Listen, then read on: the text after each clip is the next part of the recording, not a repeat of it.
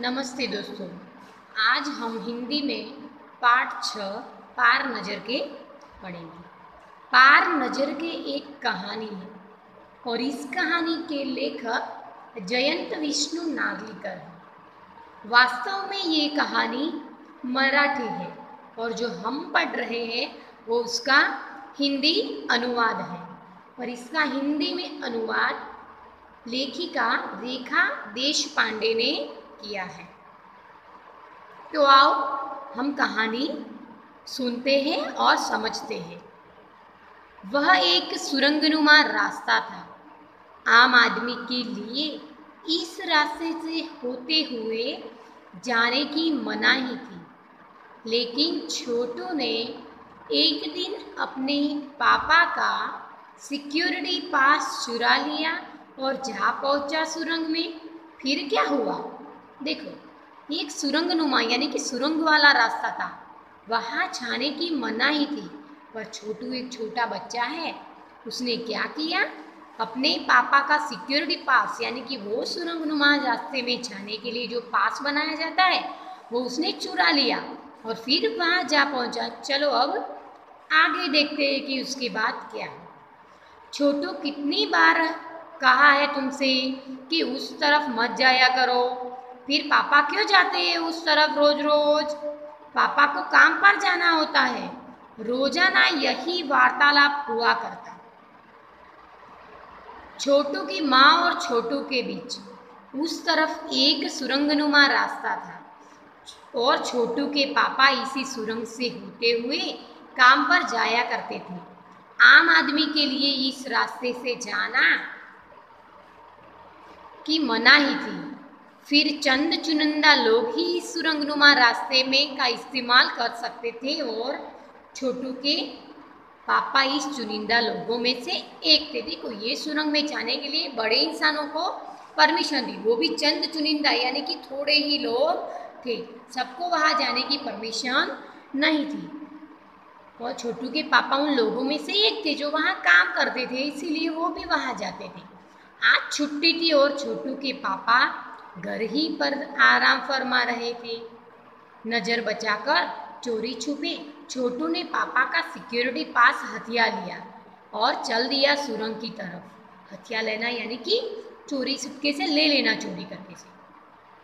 जब भी छोटू के पापा छुट्टी के दिन सो रहे थे तो उसने पास चुरा के ले लिया और वहां जाने लगा सुरंग की तरफ। वैसे तो उसकी पूरी कॉलोनी इस जमीन के नीचे बसी हुई थी। यह जो सुरंगनुमा रास्ता था, अंदर दिए जल रहे थे और प्रवेश करने से पहले एक बंद दरवाजे का सामना करना पड़ता था। दरवाजे में एक खांचा बना हुआ था।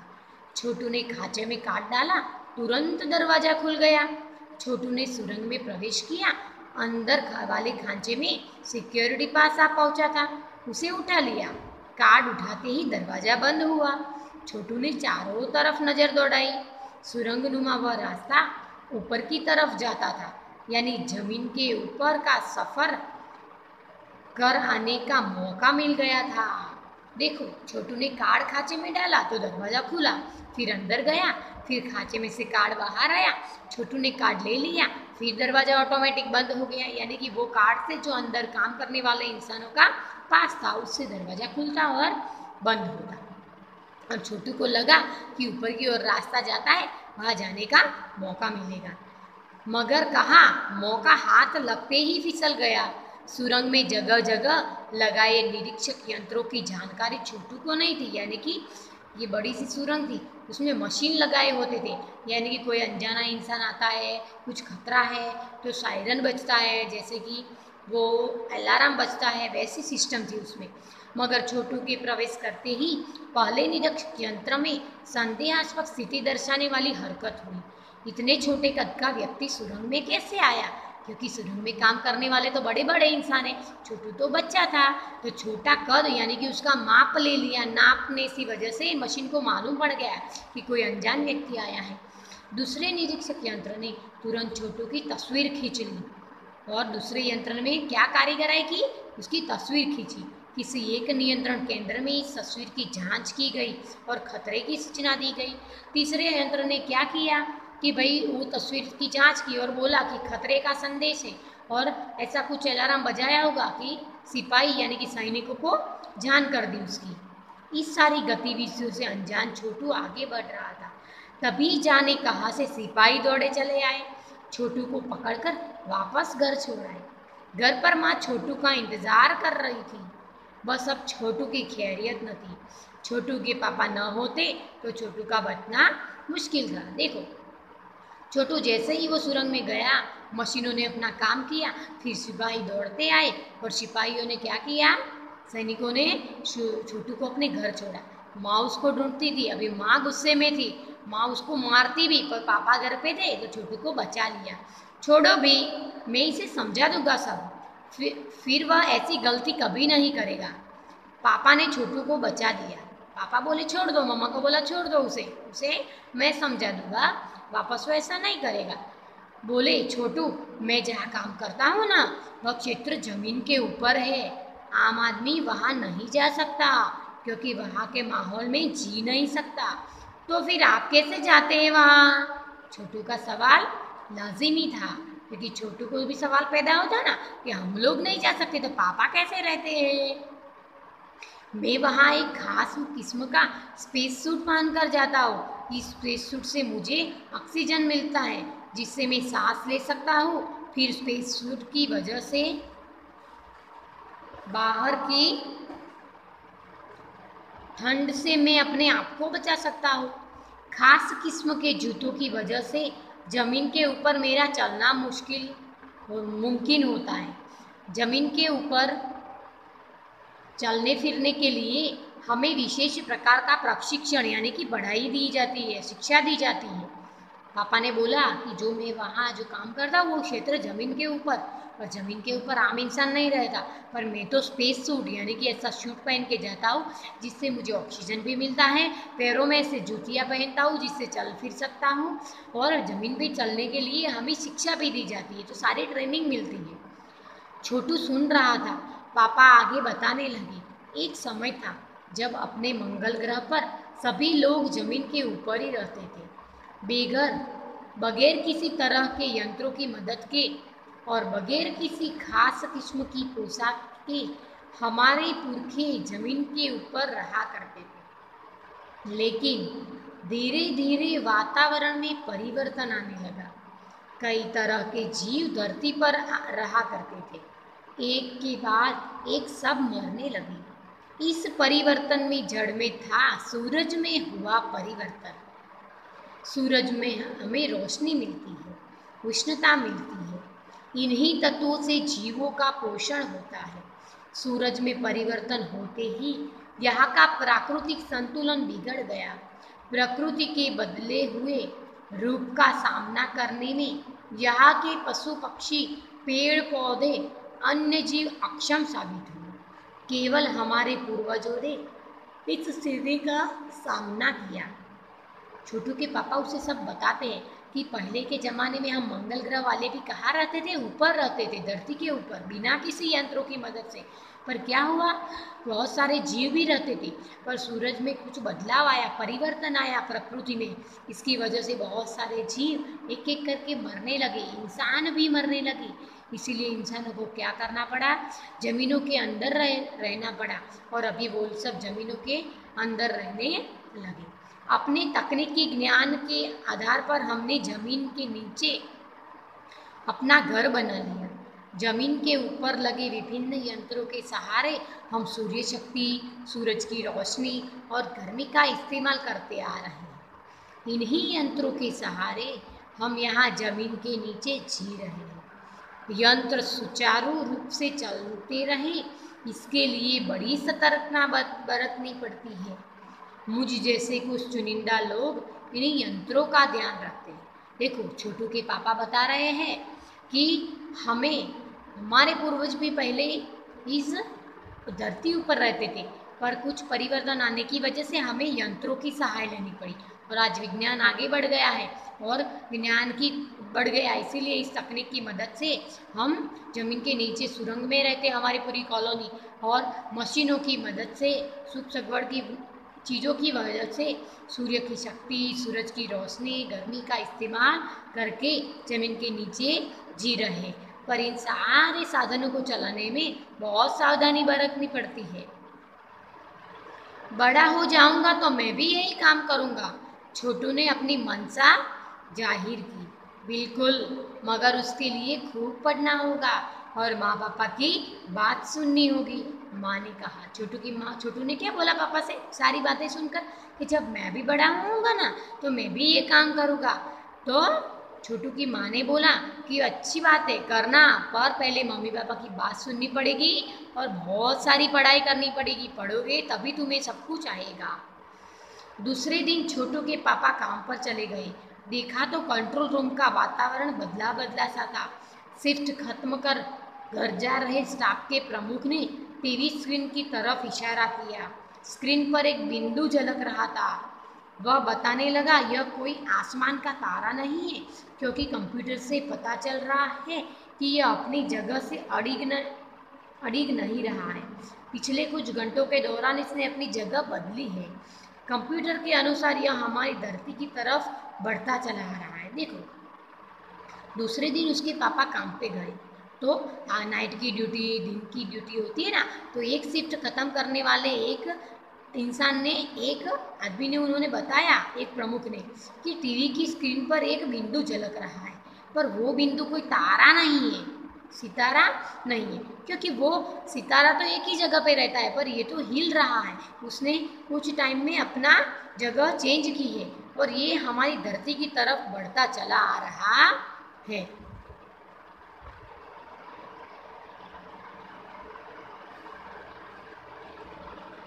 अंतरिक्ष यान तो नहीं है?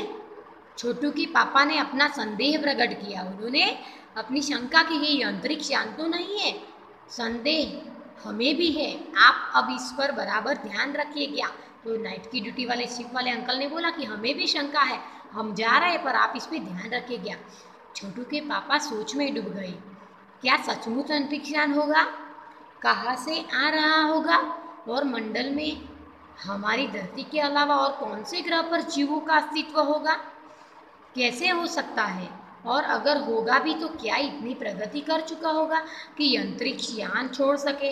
अब देखो, एक यान की एक कुछ थोड़ा सा बिंदु देखने पर उनके मन में बहुत सारे ढेरों सवाल आने लगे कि क्या कोई अंतरिक्ष यान होगा, हमारे जैसे दूसरे ग्रहों पर भी जीवन का अस्तित्व होगा, वो लोग भी इतने टेक्निकल ज्ञान में आगे बढ़ गए होंगे कि अंतरिक्ष यान, ये सोचने लगे। देखो, वैसे तो हमारे पूर्वजों भी अंतरिक्ष यानों, उपग्रहों का प्रयोग किया था, मगर अब हमारे लिए वह असंभव है। उसके लिए आवश्यक मात्रा में ऊर्जा हो तो काश इस नए मेहमानों को नज़दीक से देख जा सके।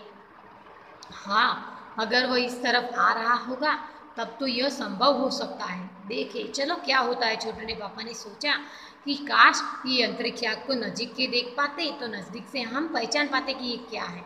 अब अंतरिक्ष यान से एक यांत्रिक हाथ बाहर निकला। हर पल उसकी लंबाई बढ़ती जा रही थी। देखो, एक मशीन था, अंतरिक्ष यान एक मशीन था, मशीन में से एक मशीन वाला यांत्रिक हाथ बाहर निकला और उसकी लंबाई बढ़ती जा रही थी, क्योंकि मशीन है, लंबा और छोटा हो सकता है।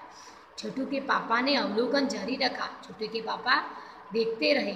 कॉलोनी की प्रबंध समिति की सभा बुलाई गई थी। अध्यक्ष भाषण दे रहे थे। हाल ही में मिली जानकारी से पता चलता है कि 2 अंतरिक्ष यान हमारे मंगल ग्रह की तरफ बढ़े चले आ रहे हैं। इनमें से एक अंतरिक्ष यान हमारे गिर्द टक्कर काट रहा है।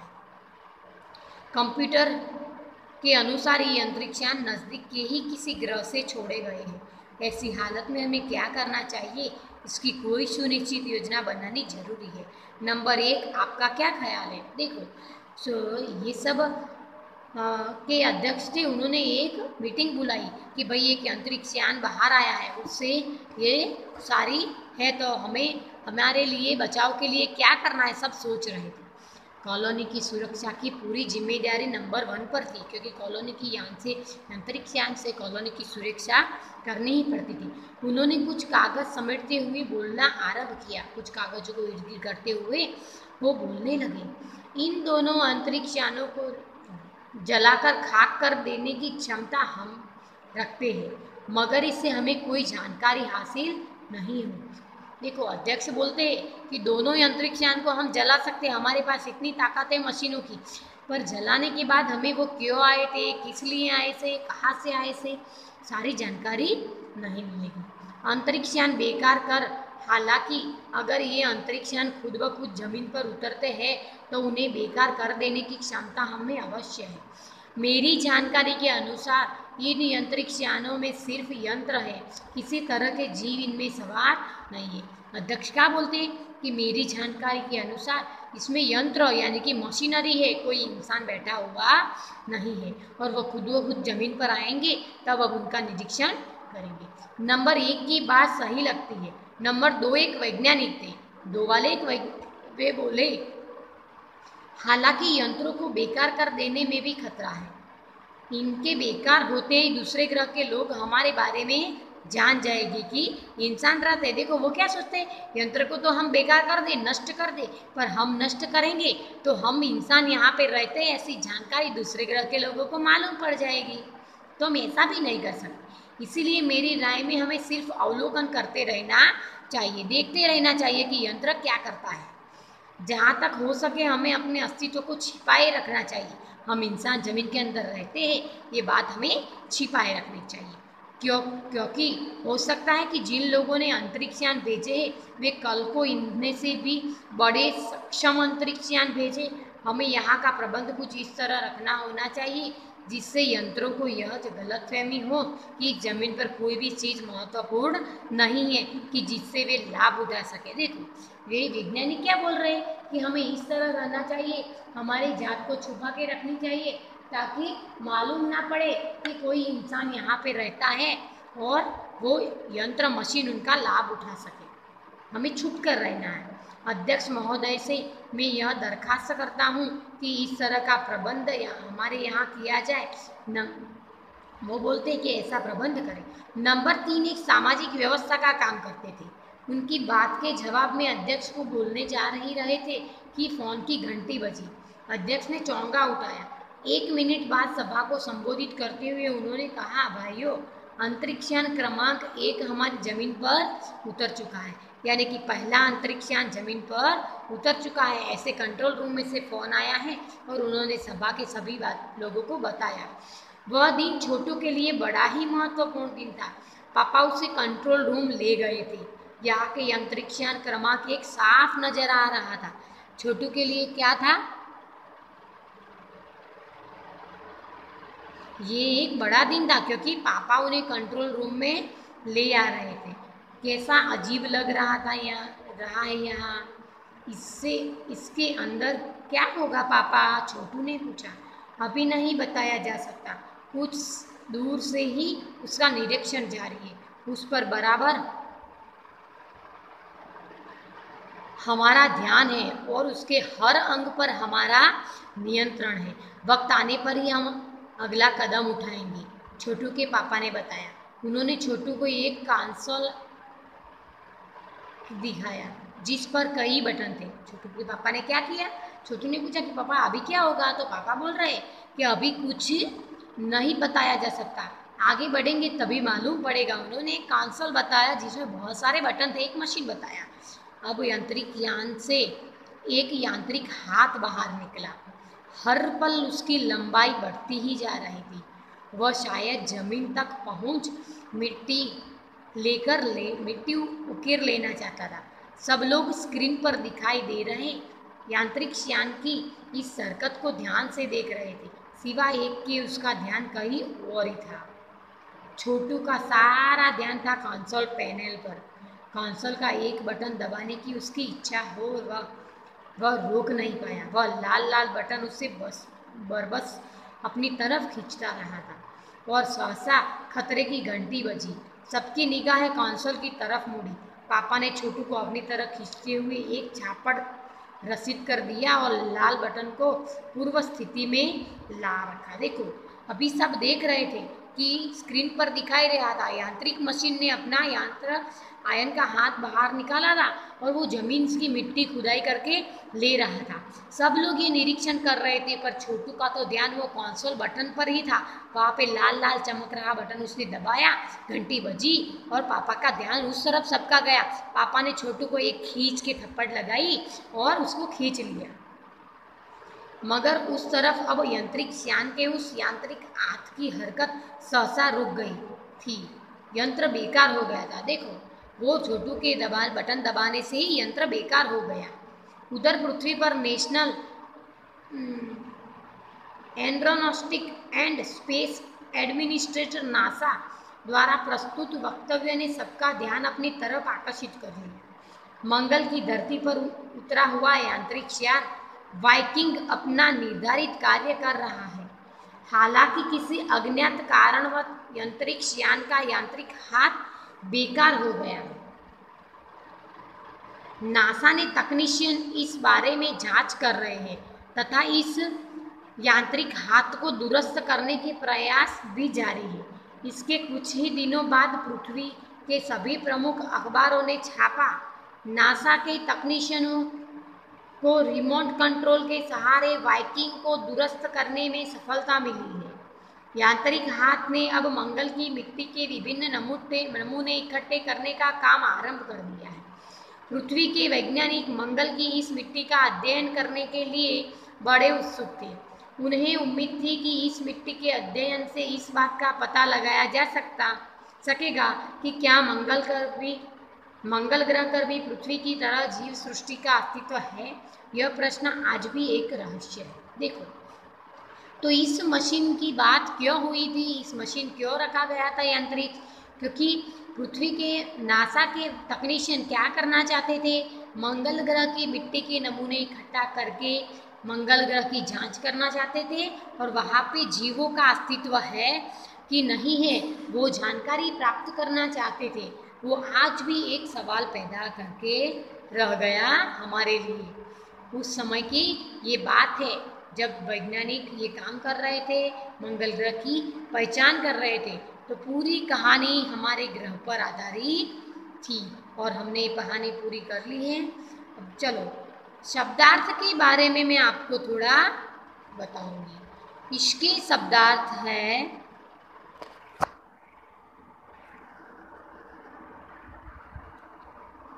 सुरंगनुमा यानी कि सुरंग जैसा, मनाही यानी कि निषेध, मना करना, सिक्योरिटी उसका मतलब होता है सुरक्षा, वार्तालाप यानी कि बातचीत,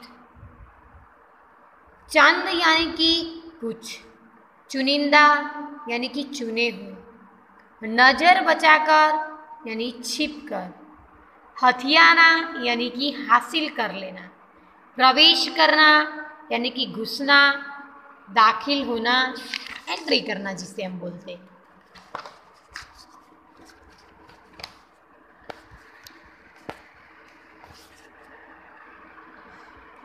निरीक्षक जांच करने वाला, संदेशपद शक संदेह वाला, स्थिति हालत दर्शाने वाली दिखाने वाला, हरकत हलचल, कद ऊंचाई, तुरंत फौरन, सूचना संदेश खबर, गतिविधि हरकत हाव भाव, अनजान जिसे जानकारी न हो, कैरियर कुशलता, क्षेत्र स्थान इलाका, माहौल वातावरण, लाजिमी जरूर, खास विशेष, किस्म प्रकार, वजह कारण, मुमकिन संभव, प्रशिक्षण खिलाना, बगैर बिना, पुरखे पूर्वज, परिवर्तन बदलाव, उष्णता गर्मी, संतुलन